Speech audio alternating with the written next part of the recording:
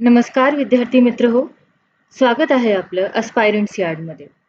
आजच्या व्हिडिओमध्ये आपण कव्हर करणार आहोत महा TET परीक्षेसाठी बाल मानसशास्त्र व अध्यापनशास्त्र या विषयाचे 2013 ते मागील वर्षापर्यंत म्हणजे 2025 पर्यंत रिपीट झालेल्या टॉपिक्सवरती क्वेश्चन्स. तर हे प्रश्न आहे तसे आपण मागील वर्षांच्या प्रश्नपत्रिकेतून घेतले आहेत, जेणेकरून तुम्हाला परीक्षेच्या ॲक्च्युअल काठिण्य पातळीचा अंदाज येईल आणि जेणेकरून अभ्यासाचं नियोजन करायलाही तुम्हाला सोपं जाईल. त्याचबरोबरीने आपण काही सराव प्रश्नही बघणार आहोत, पण डिटेल्ड PYQ ॲनालिसिस तुम्हाला आज प्रत्येक मागील वर्षाच्या प्रश्नाचं उत्तर अगदी डिटेल्डमध्ये एक्सप्लेन केलं जाईल, जेणेकरून त्या टॉपिकवरती प्रश्न कसाही विचारला गेला तर तुम्हाला तो सॉल्व्ह करता येईल.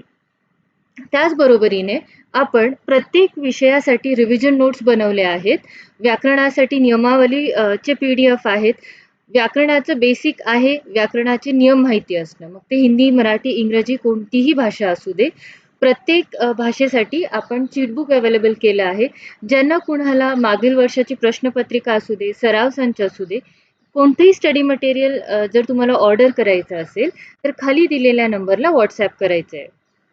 सुरू करूयात. पहिला प्रश्न आहे साल 2020चा. वयाच्या 3ऱ्या वर्षापर्यंत विविध ज्ञानेंद्रियांची कार्यक्षमता व मज्जासंस्थेचा विकास झपाट्याने होत असल्याने मानसिक विकासही जलद होतो, असे ब्लँक यांनी प्रतिपादन केलं आहे. वुंट, टिचनर, स्किनर की थर्स्टन व थॉर्नडाईक. तर याचा आन्सर आहे वुंट. बघा, वुंट यांनी काय केलं तर वुंट यांना सर्वप्रथम आधुनिक मानसशास्त्राचे जनक मानलं जातं. याच्यावरती ही प्रश्न बऱ्याच वेळा विचारला गेला आहे की आधुनिक मानसशास्त्राचे जनक कोण आहेत, तर ते आहेत विल्हेम वुंट. आणि यांचं कार्य काय तर त्यांनी मानवी चेतना, ज्ञानेंद्रियांची संवेदनशीलता म्हणजे सेन्सेशन आणि मानसिक प्रक्रियांचा पद्धतशीर अभ्यास सुरू केला आणि त्याच बेसिसवरती बालकाच्या सुरुवातीच्या वर्षात ज्ञानेंद्रिय आणि त्याची मज्जासंस्थेचा म्हणजेच नर्वस सिस्टमचा विकास किती वेगाने होतो यावरती त्यांच्या रचनावादी म्हणजे स्ट्रक्चरॅलिझम विचारसरणीत भर देण्यात आला आणि हे कार्य केलं होतं विल्हेम वुंट यांनी. त्याच्यानंतर पुन्हा 2020चा प्रश्न आहे. एलिझाबेथ हरलॉक यांनी विकासाची संकल्पना मांडताना ब्लँक या गोष्टीवरती भर दिला. त्यांची थेरी कशावर बेस्ड होती? परिपक्वता, नवक्षमता, गुणविशेष की परिणाम? प्रत्येक प्रश्नाचं एक्सप्लेनेशन अगदी डिटेल दिलं आहे. ज्यांना शक्य असेल त्यांनी स्क्रीनशॉट घ्यावा, जेणेकरून तुम्हाला नोट्स बिल्ड करायला मदत होऊन जाईल. तर बघा, हरलॉक यांनी परिपक्वता याच्यावरती भर दिला होता. बघा, हरलॉक यांची विकासाची व्याख्या होती, विकासाचा अर्थ केवळ आकाराने वाढणे असा नाही, तर परिपक्वतेच्या ध्येयाकडे घेऊन जाणारा बदलांचा एक प्रगतिशील क्रम म्हणजे विकास. म्हणजे फक्त शारीरिक वाढ म्हणजे विकास नाही, तर परिपक्वता याच्यावर त्यांनी भर जास्ती दिला होता. एलिझाबेथ हरलॉक यांच्या मते विकास ही एक पुरोगामी आणि सुव्यवस्थित बदलांची मालिका आहे. ती एक सिरीज आहे ज्याच्यामध्ये बदल एका पाठोपाठ एक चेन सिस्टमनी घडत असतात, जी परिपक्वता आणि अनुभवाच्या परिणामे घडून येतात. हे बदल कशाचे परिणाम आहेत तर अनुभवाच्या बेसिसवरती ही परिपक्वता आपल्याला मिळत जात असते. पुढचा प्रश्न पुन्हा 2020चा. एका वेळी एक पायरी, ताबडतोब पडताळा, सक्रिय प्रतिसाद ही तत्वे असलेले क्रमन्वित अध्ययन खालीलपैकी कोणत्या उपपत्तींवर आधारलेले आहे? अभिजात अभिसंधान, साधक अभिसंधान, प्रयत्न प्रमाद उपपत्ती की मर्मदृष्टी अध्ययन? तर याचं उत्तर आहे साधक अभिसंधान, ज्याला आपण म्हणतो ऑपरंट कंडिशनिंग. बघा, जी आपली क्रमन्वित अध्ययनाची मूलभूत तत्वे आहेत. पहिलं तत्व आहे लहान लहान पायऱ्यांमध्ये म्हणजे स्मॉल स्टेप्समध्ये. कोणताही धडा शिकवत असाल तर त्याला काय करायचंय, तुम्हाला छोट्या छोट्या भागांमध्ये डिवाइड करायचंय. मग त्यानंतर काय आहे सक्रिय प्रतिसाद, ज्याला आपण म्हणतो ऍक्टिव्ह रिस्पॉन्डिंग. क्लास कसा असला पाहिजे तुमचं नेहमी इंटरॅक्टिव्ह असला पाहिजे. शिक्षकाबरोबरच विद्यार्थ्यांचंही ऍक्टिव्ह इंटरॅक्शन किंवा प्रतिसाद हा वर्गात असलाच पाहिजे. त्याच्यानंतरनं ताबडतोब पडताळा किंवा तात्काळ दृढीकरण, ज्याला आपण म्हणतो इमिडिएट कन्फर्मेशन किंवा रिइन्फोर्समेंट. तुम्हाला प्रत्येक चॅप्टर नंतरनं, प्रत्येक धड्यानंतरनं, प्रत्येक पाठानंतरनं एक क्विक फीडबॅक घ्यायचा आहे. तर हे आहे क्रमान्वित अध्ययनाची मूलभूत तत्वे. पुढचा प्रश्न आहे पुन्हा 2020चा. व्यक्तीला लहानपणी एखाद्या शिक्षिकेने शिकवलेली कविता, तेव्हाचा प्रसंग जसाच्या तसा खूप वर्षांनी देखील आठवतो. हे उदाहरण कोणत्या प्रकारच्या कल्पनेचे आहे? रचनात्मक कल्पना, स्वैर कल्पना, अनुकरणात्मक कल्पना की पुनरुत्पादित कल्पना? तर बघा, याचं उत्तर आहे पुनरुत्पादित कल्पना, ज्याला आपण म्हणतो रिप्रोडक्टिव्ह इमॅजिनेशन. भूतकाळात आपण घेतलेले अनुभव, पाहिलेले प्रसंग किंवा ऐकलेल्या गोष्टी जशाच्या तशा किंवा फारसा बदल न करता, अगदी जशाच्या तशा नाही झालं तर त्यात म्हणजे फार बदल न करता स्मृतीच्या साहाय्याने मनात पुन्हा जिवंत करणे म्हणजेच रिप्रोडक्टिव्ह इमॅजिनेशन किंवा पुनरुत्पादित कल्पना. आणि या प्रकारात कल्पनेपेक्षा स्मृती म्हणजे आपल्या मेमरीचा भाग जास्त प्रभावी असतो. पुढचा प्रश्न 2015चा. खालीलपैकी व्याख्यान पद्धती संदर्भातील कोणते विधान असत्य आहे, चुकीचे आहे? तर अवधान केंद्रीकरण होते. कमी वेळात जास्त अध्यापन करता येते. तत्वे, सिद्धांत व कठीण विषय मांडण्यासाठी उपयोग करता येतो की दुर्मिळ माहिती सहज देता येते? बघा, व्याख्यान पद्धती आहे.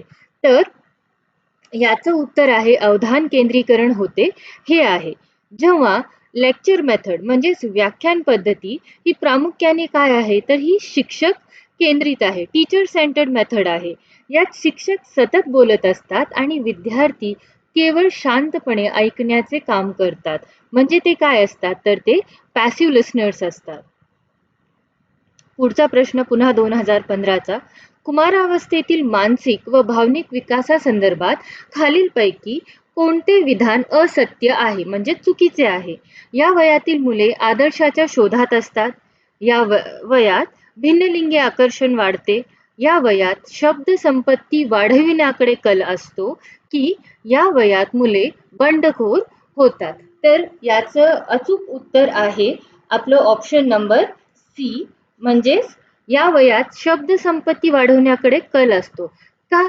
तर बघा, भाषा विकास आणि जाणीवपूर्वक शब्द संपत्ती, ज्याला आपण म्हणतो वोकॅबलरी, वाढवण्याचा सुवर्ण काळ हा प्रामुख्याने आपल्या इन्फॅन्सीमध्ये म्हणजेच बाल्यावस्थामध्ये असतो. ठीक आहे. आणि ॲडोलसन्समध्ये ऑलरेडी आपली शब्द संपत्तीमध्ये प्रॉपर वाढ झालेली असते. त्यामुळे हा पर्याय चुकीचा आहे. पुढचा प्रश्न. लेखी परीक्षेमध्ये सुधारणा करण्याच्या दृष्टीने खालीलपैकी कोणती बाब उपयुक्त ठरणार नाही? दीर्घोत्तरी प्रश्नांचे प्रमाण कमी करणे, वार्षिक परीक्षेला महत्त्व देणे, गुणदान योजना व नमुना उत्तर सूची यांची सोय करणे की उत्तरपत्रिकेवरती बारकोडचा उपयोग करणे? तर बघा, याचं उत्तर असणार आहे वार्षिक परीक्षेला महत्त्व देणे. हा खूप चुकीचा पर्याय असेल. का? तर केवळ वर्षअखेरीस घेणाऱ्या एकाच वार्षिक परीक्षेवर भर दिल्यास विद्यार्थ्यांवर मानसिक ताण येतो आणि यामध्ये केवळ घोकमपट्टी, पोपटपंची किंवा पाठांतराला महत्त्व दिलं जातं. आपण जसं की बोर्ड एक्झाम्सचं पण आहे. ठीक आहे. इथे काय असतं, वार्षिक पद्धत आहे, ॲन्युअल पॅटर्न आहे. वर्षभर मुलं अभ्यास करतात आणि त्यांची खरी चाचणी होते ती म्हणजे बोर्ड परीक्षेला. भले तुम्ही किती प्रिलिम्स घ्या, युनिट टेस्ट घ्या, वीकली टेस्ट घ्या, मंथली टेस्ट घ्या, पण त्यांचा खरा कस कळतो तो त्यांच्या बोर्ड पेपरला. आधुनिक शिक्षणशास्त्रानुसार वार्षिक परीक्षेचे महत्त्व आता कमी करून वर्षभर चालणाऱ्या सतत व सर्वंकष मूल्यमापनाला, ज्याला आपण म्हणतो CCE, continuous and comprehensive evaluation, ला महत्त्व देणे अत्यंत गरजेचे आहे. पुढचा प्रश्न 2025 म्हणजे रिसेंटली झालेल्या परीक्षेचा, मागील वर्षाच्या परीक्षेचा. संवेदनाला अर्थ लावला की त्याचे रूपांतर खालीलपैकी कोणत्या घटकात होते? अवबोध, प्रतिमा, संबोध की कल्पना? तर याचं उत्तर आहे अवबोध, ज्याला आपण म्हणतो परसेप्शन. अवबोध म्हणजे नक्की काय? तर जेव्हा एखाद्या संवेदनेला आपण अर्थ लावतो, तर त्यातून जी निर्मिती होते त्याला आपण अवबोध म्हणजे परसेप्शन म्हणतो. बघा, जेव्हा आपल्या ज्ञानेंद्रियांना बाह्य उद्दीपकाची म्हणजेच स्टिम्युलसची जाणीव होते, तेव्हा त्याला केवळ संवेदन म्हणजेच सेन्सेशन म्हणतो. पण जसं की हे बघा, एखाद्या गोष्टीचा आवाज आपल्या कानावर पडला, तर तो काय आहे? तो एक सेन्सेशन आहे. आवाज हा तुम्हाला मिळालेला एक उद्दीपक आहे, एक स्टिम्युलस आहे आणि त्याची जाणीव तुमच्या शरीराला होतीये कानामार्फत, तर तो झाला तुमचा संवेदनेचा भाग किंवा सेन्सेशनचा भाग. पण जेव्हा आपण या संवेदनेला, या सेन्सेशनला एखादा अर्थ जोडतो, तर किंवा त्या संवेदनेच्या आधारे जेव्हा एखादा अर्थ लावतो आपण त्याला, तर त्याचं रूपांतर होतं अवबोधात म्हणजेच परसेप्शनमध्ये. तुमच्या कानावर एक जोराचा आवाज पडला. आवाज पडला, आवाज स्टिम्युलस आहे, तुम्हाला त्या आवाजाची जाणीव झाली, ते सेन्सेशन आहे आणि ज्यावेळेस तुम्ही ते अंदाज लावताय किंवा तुम्हाला बोध होतोय, की हे किचनमध्ये ताट खाली पडल्याचा आवाज आहे किंवा रोडवरती टायर फुटल्याचा आवाज आहे. तर जेव्हा तुम्ही तुमच्या सेन्सेशनला, संवेदनेला अर्थ लावता, त्याला आपण म्हणतो अवबोध. पुढचा प्रश्न पुन्हा मागील वर्षाचा आहे. मागील वर्षाच्या प्रत्येक प्रश्नाला डिटेल्ड एक्सप्लेन मी करते, जेणेकरून बघा ट्रेंड पद्धत इथेही जशी आपल्या फॅशन जगतात होते, की एखाद्या गोष्टीचा, एखाद्या ड्रेसचा ट्रेंड निघाला, की तो वर्षानुवर्ष म्हणजे कमीत कमी एक 2-3 मंथ्स तरी आपण तो फॉलो करतो. तर तसाच एखाद्या टॉपिकवरती मागच्या वर्षी प्रश्न विचारला गेला आहे, तर त्याला ट्विस्ट एंड टर्ननी यावर्षी प्रेझेंट केलं जाईल, याची संभावना 90% असते. त्यामुळे लास्ट इयरचा प्रत्येक क्वेश्चन मी डिटेलमध्ये एक्सप्लेन करतेय. एकच कसोटी एकाच परीक्षकाने वेगवेगळ्या वेळी तपासली, तर गुणांमध्ये फरक पडत नाही. किंवा एकच कसोटी अनेक परीक्षकाने तपासूनही गुणात फरक पडत नाही. या विधानातून कसोटीचा कोणता निकष साध्य होतो? तर बघा, हा ॲप्लिकेशन बेस्ड क्वेश्चन आहे. विश्वसनीयता, उपयुक्तता, वस्तुनिष्ठता की समप्रमाणता? तर याचं उत्तर असणार आहे विश्वसनीयता म्हणजेच रिलायबिलिटी. बघा, जेव्हा एखादी कसोटी किंवा टेस्ट एकाच परीक्षकाने वेगवेगळ्या वेळी तपासली किंवा वेगवेगळ्या परीक्षकांनी, एक्झामिनर्सनी तपासूनही गुणांमध्ये सातत्य म्हणजेच कन्सिस्टन्सी आहे, म्हणजेच गुणात फारसा फरक पडत नाहीये, तर त्याला आपण म्हणतो कसोटीची विश्वसनीयता.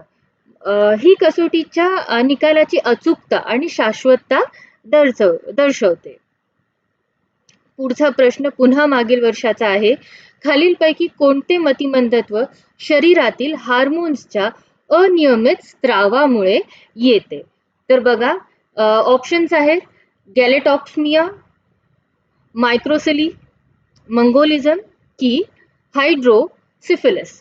तर याचं उत्तर असणार आहे गॅलेक्टोसिमिया. का? तर बघा, हा एक चयापचय आणि हार्मोनल प्रक्रिया विस्कळीत डिस्टर्ब करणारा अनुवंशिक हेरिडेटरी आजार आहे. यात काय होतं? तर यात शरीरातील एन्झाईम्स आणि अंतर्गत स्त्राव याच्यामुळे काय होतं, योग्य प्रकारे कार्य करत नाहीत आणि ज्यामुळे दुधातील गॅलेक्टोज या शर्करेचा, जसे दुधात लॅक्टोज असतात तसंच गॅलेक्टोज पण असतं आणि हा पण एक शुगरचा, ग्लुकोजचा प्रकार आहे. या शर्करेचं पचन शरीर करू शकत नाही आणि यामुळे मेंदूवर आणि यकृतावर गंभीर परिणाम होऊन मतिमंदत्व येऊ शकते. तर आता हे बघा, हार्मोन्सशी रिलेटेड आहे म्हणून याचा आन्सर आहे गॅलेक्टोसिमिया. पण तेच जर आपण इतर बघितले, इतर आहेत काय? तर जो मायक्रोसिफिली हा आजार आहे, तो कशामुळे होतो? तर यामध्ये बालकाच्या मेंदूचा आणि कवटीचा आकार जन्मतच नेहमीपेक्षा खूप लहान असतो आणि याचं रिझन काय असू शकतं? कारण काय असू शकतो? तर गर्भावस्थेतील संसर्ग, जसं की झिका व्हायरस किंवा मेंदूच्या अपूर्ण विकासामुळे होणारा हा दोष किंवा येणारं हे मतिमंदत्व आहे. आणि तेच जे मंगोलिझम डाऊन सिंड्रोम असं आपण त्याला म्हणतो, हे मतिमंदत्व कोणत्याही हार्मोन्समुळे मुळीच येत नाही. तर ते गुणसूत्रांच्या म्हणजे ज्याला आपण म्हणतो क्रोमोझोमल एक्सेप्शन, गुणसूत्रांच्या त्रुटीमुळे होते. यात काय होतं? तर 21व्या गुणसूत्राच्या जोडीसोबत एक जादाचं गुणसूत्र यात ऍड होतं, ज्याला आपण म्हणतो ट्रायसोमी 21. तर हा त्या प्रकाराचा मतिमंदत्व आहे.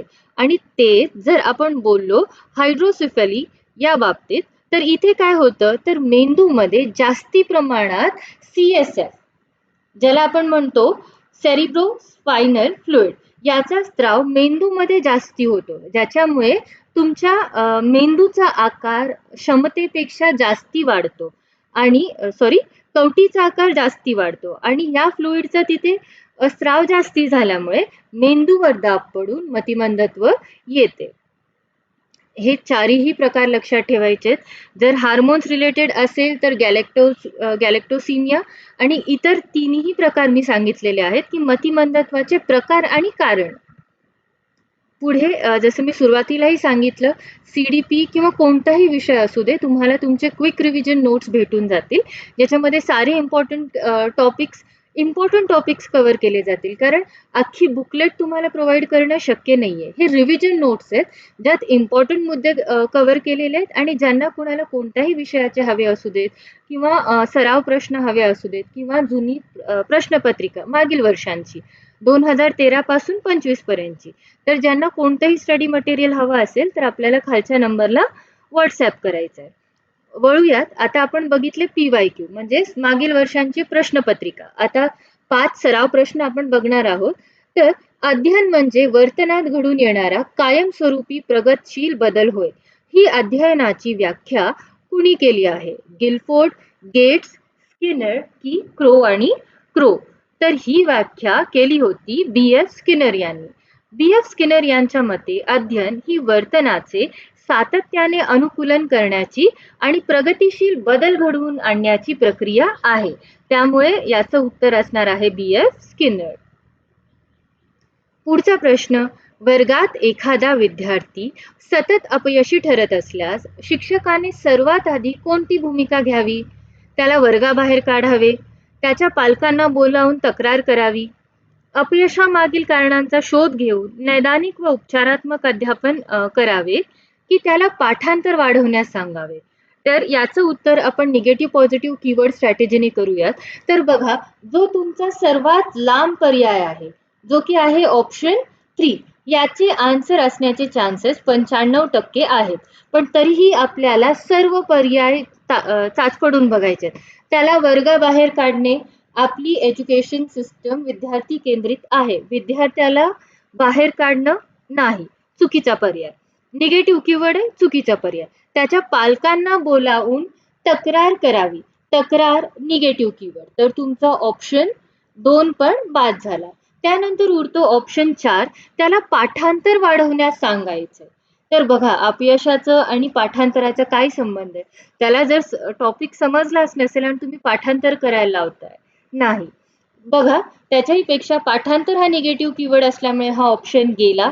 तर 100% तुमचं उत्तर असणार आहे ऑप्शन 3. तर बघा, मी तुम्हाला ट्रिकनी आन्सर सांगितलं होतं, आता त्याचं विश्लेषणही आपण बघणार आहोत.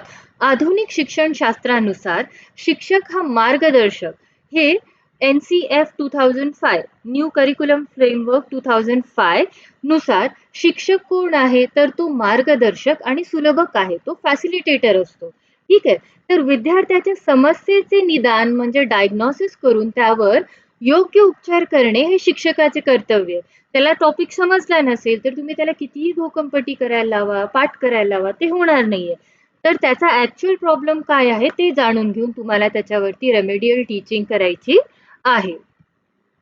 पुढचा प्रश्न, खालीलपैकी कोणती पद्धत ही विद्यार्थी केंद्रित म्हणजे स्टुडंट सेंटर्ड अध्यापन पद्धतीचे उत्तम उदाहरण आहे? व्याख्यान पद्धती, प्रकल्प पद्धती, वाचन पद्धती की दिग्दर्शन पद्धती? तर बघा, व्याख्यान पद्धती ही शिक्षक केंद्रित पद्धत आहे. याच्यामध्ये व्याख्यानामध्ये काय होतं, तर शिक्षक सतत बोलत असतात, ते लेक्चर डिलिव्हर करत असतात, त्यामुळे ही चाइल्ड सेंटर्ड सिस्टम तर असू शकत नाही.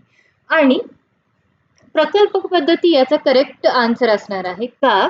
तर या मेथडमध्ये विद्यार्थी स्वतः कृती करतात आणि आलेल्या अनुभवातून ग्रास्प करतात. शिक्षण घेतात किंवा एखादी नवी गोष्ट शिकतात. त्यामुळे याचं उत्तर असणार आहे प्रकल्प पद्धती.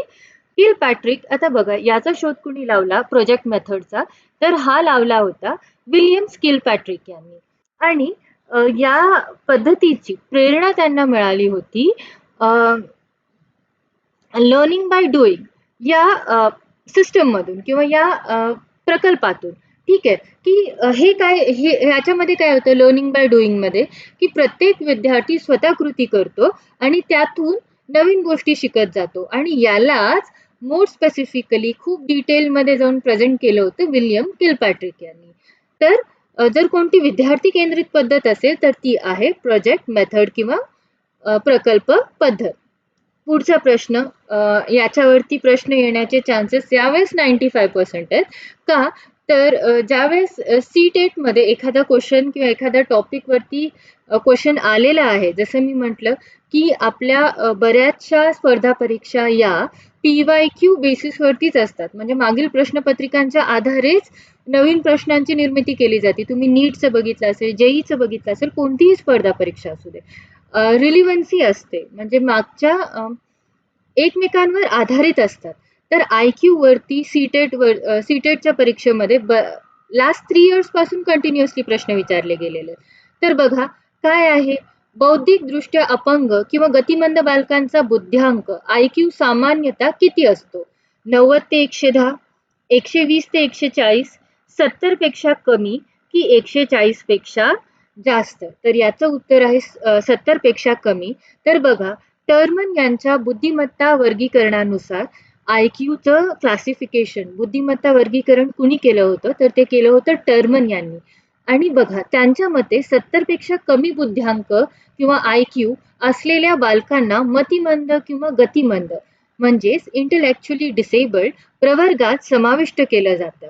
आणि 90 ते 110 हा सामान्य बुद्ध्यांक असतो. जर गतिमंद किंवा मतिमंद या इंटेलेक्च्युअली डिसेबल्ड कॅटेगरीवरती क्वेश्चन आला तर याचं उत्तर असणार आहे 70 पेक्षा कमी.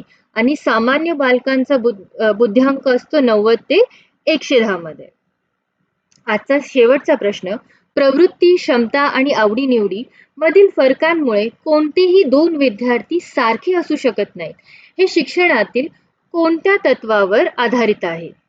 सामाजिकीकरण, अभिसंधान, वैयक्तिक भिन्नता म्हणजेच इंडिव्हिज्युअल डिफरन्सेस की समवयस्क प्रभाव? तर याचं उत्तर आहे वैयक्तिक भिन्नता म्हणजे इंडिव्हिज्युअल डिफरन्स. बघा प्रत्येक बालकाची शिकण्याची गती, बुद्धिमत्ता, इंटरेस्ट आणि आवड ही वेगवेगळी असते. शिक्षकाने अध्यापन करताना या वैयक्तिक भिन्नतेचा आदर करणे गरजेचे असते. कारण आपल्याकडे इन्क्लुझिव्ह म्हणजे सर्वसमावेशक एज्युकेशन सिस्टम आहे. शिक्षण प्रणाली आपली सर्वसमावेशक आहे. त्यामुळे प्रत्येक पार्श्वभूमीचा विद्यार्थी, प्रत्येक बॅकग्राऊंडचा विद्यार्थी आपल्याला सेम इक्वॅलिटीनी ट्रीट करायचा असतो. ठीक आहे, तर याचं उत्तर असणार आहे वैयक्तिक भिन्नता. आशा करते आजचा लेक्चर सर्वांनाच समजला असेल. जर तुम्हाला कोणती डिफिकल्टी असेल, काही डाऊट असेल तर कमेंट सेक्शनमध्ये विचारा. डेफिनेटली तुम्हाला आन्सर केलं जाईल. कोणतंही स्टडी मटेरियल हवं असेल तर व्हॉट्सअपला संपर्क साधायचा आहे. आणि चॅनलवरती नवीन असाल तर चॅनलला सबस्क्राईब नक्की करायचं आहे, जेणेकरून परीक्षेपर्यंत सर्व इम्पॉर्टंट लेक्चर्स तुमच्यापर्यंत सर्वात आधी पोहोचतील. आणि आवडला असेल तर लाईक आणि कमेंट अवश्य करा. धन्यवाद.